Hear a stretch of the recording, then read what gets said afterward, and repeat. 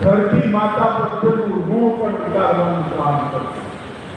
અને અહીંયા જે વડીલો બેઠા છે, સોસાયટીના ચેરમેન સેક્રેટરીઓ બેઠા છે, બધા ફ્લેટ કોલોની સોસાયટીમાં પણ કમસે કમ 15 થી 50 વૃક્ષો વાવવાનો આપણે સંકલ્પ લઈએ તો આપણા અમદાવાદનું તાપમાન કમસે કમ 3 ડિગ્રી સુધી નીચું આવી જાય એની જવાબદારી સૌએ ઉઠાવવી જોઈએ. અમદાવાદ મ્યુનિસિપલ કોર્પોરેશને 40 લાખ વૃક્ષ વાવવાનો સંકલ્પ.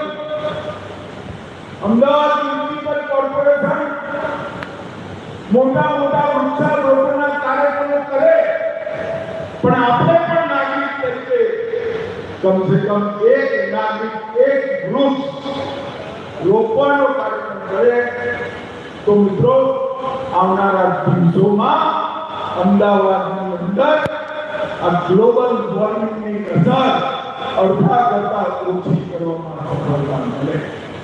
હું ફરીવાર ક્યારેક કાર્યક્રમમાં પણ આજે મિત્રો હું અહીંયા આવ્યો છું ત્યારે પહેલગામના સૌ આતંકવાદના શિકાર થયેલા નાગરિકોને હૃદયપૂર્વક શ્રદ્ધાંજલિ આપવામાં અને પહેલગામ પછી આપણા નેતા અને દેશના વડાપ્રધાન નરેન્દ્રભાઈએ બિહારમાં દેશની જનતાને કહ્યું કે આતંકવાદીઓના અડ્ડાઓને મિટ્ટીમાં મિલાવવાનું કામ ભારતીય સેનાઓ કરે. મિત્રો થોડાક દિવસમાં નરેન્દ્રભાઈની દ્રઢ રાજનીતિક ઈચ્છા શક્તિ, સેનાનું પરાક્રમ, આપણી ખુફિયા એજન્સીઓની સટીક જાણકારી અને સેનાની મારક ક્ષમતાએ પાકિસ્તાનના 9 સ્થાનો પર આતંકવાદીઓના અડ્ડાઓને ધ્વંસ કરી જમીન દોસ્ત. પહેલા એર સ્ટ્રાઇક,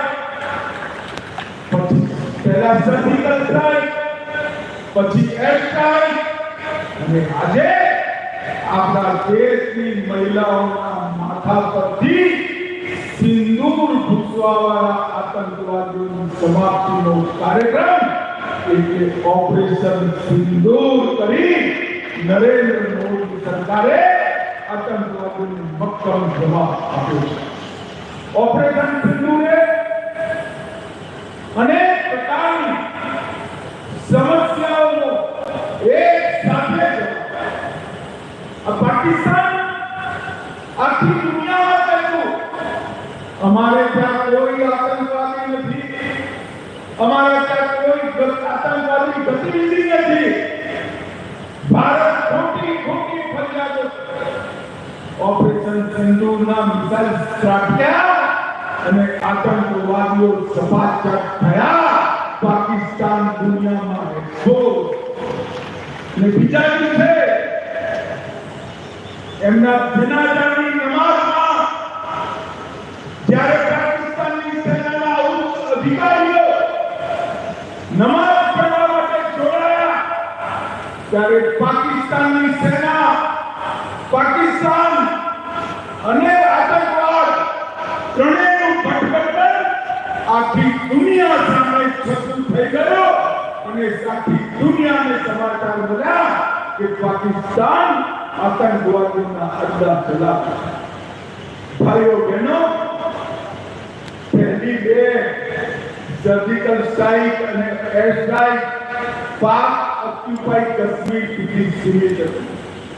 ઓપરેશન સિંદૂર પાકિસ્તાનની સીમામાં 100 કિલોમીટર